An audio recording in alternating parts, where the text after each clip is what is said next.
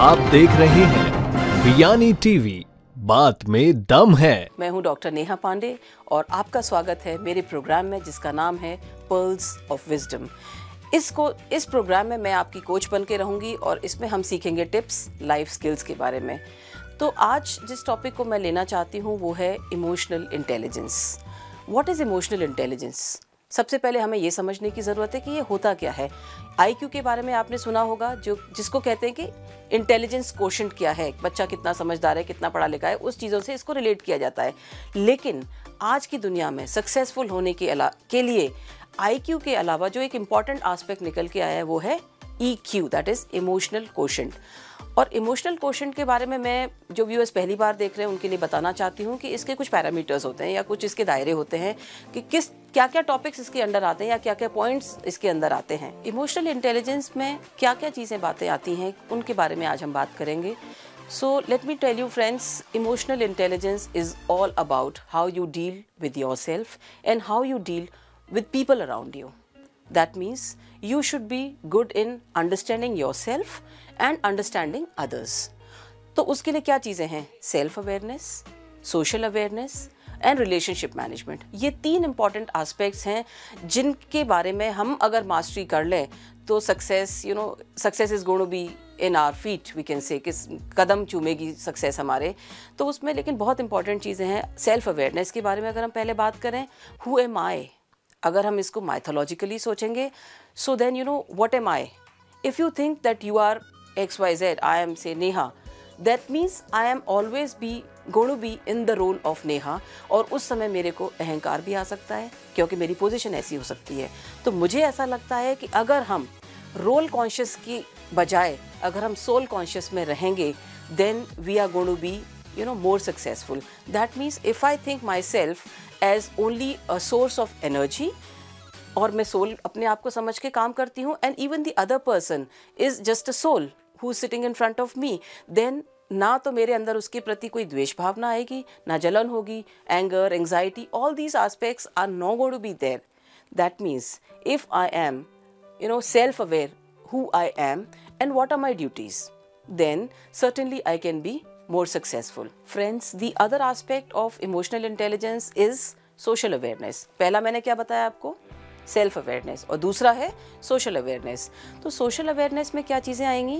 That how we are dealing with our friends, with our family members, with our colleagues.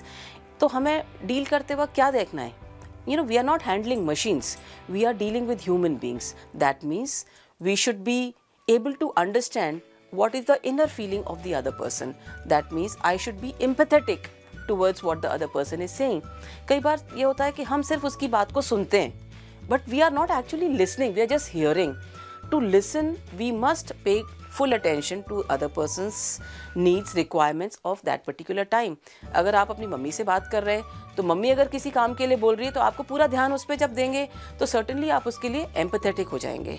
या आप किसी अपनी friend से बात कर रहे हैं, वो अपनी समस्या आपको बता रही है और आप अपनी चैटिंग में लगे हुए या you are on your mobile, so that's not the way you should be hearing things, you should be rather listening. और उसको दिलो दिमाग में जब आप उतारोगे तो आप उसको रिएक्शन भी अच्छे से दे पाओगे।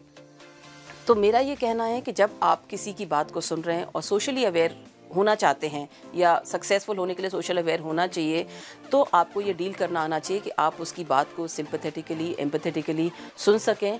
क्योंकि आपको कोई बात क्यों बताएगा? Only because that person has some trust in you. और जब वो ट्रस्ट लेवल आपके साथ बिल्ड कर रहा है तो आपको ये ज़रूरी हो जाता है कि आप उस बात को एम्पैथेटिकली सुने और उसको वैसे डील करें। और इस तरह की चीज़ को अगर आप हर रिलेशनशिप में अप्लाई करेंगे, be it your teacher, be it your mentor, be it your father, mother और योर फ्रेंड्स, और even if it is your boss और your colleagues in the office, I am sure this mantra is really going to work, that you should be sympathetic and empathetic towards other people. So 2 things that we have learnt is self-awareness, and the second was social awareness, and the third thing is about relationship management. You can be emotionally intelligent only if you are self-aware, socially aware, and you have a good relationship with people.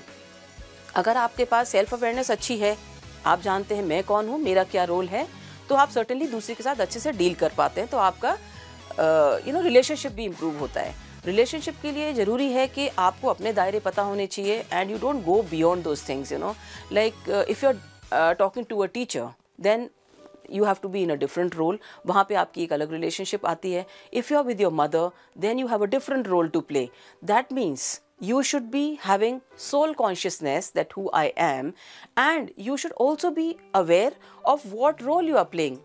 In a school or in a college, you are playing the role of a student, but at home, you are playing the role of a, you know, child, as a daughter or as a son. So whenever you go home, you know, just say a few words that will make your mother happy, that will make your brother or sister happy. That means, and this way you will be able to develop a stronger bond and a stronger relationship. आजकल होता ये है कि हम जाते ही TV में लग जाते हैं या अपने फ़ोन्स पे रहते हैं. Nobody has got time to talk to each other. But people who are successful devote lot of time in the relationship. That means you should make it a point to sit together, you know, chat with your father, discuss your a few things. आप college की बातें उनके साथ share करें, office की बातें उनके साथ शेयर करें, and that is going to build a stronger bond between the parents and the children, teacher and the student, or maybe your office colleagues with yourself. That means my concluding remarks would be to you that to be emotionally intelligent, you should have complete self-awareness about yourself and social awareness of the surroundings that are there.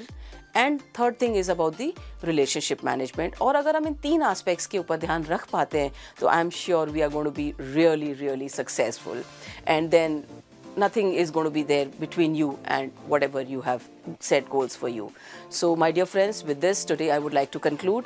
और बने रहिए हमारे साथ हमेशा बयानी TV पर, और subscribe, comment और शेयर करना न भूलें इस चैनल को. Thank you so much. Have a good day. Bye bye. Thanks for watching. Don't forget to like, comment and subscribe our YouTube channel.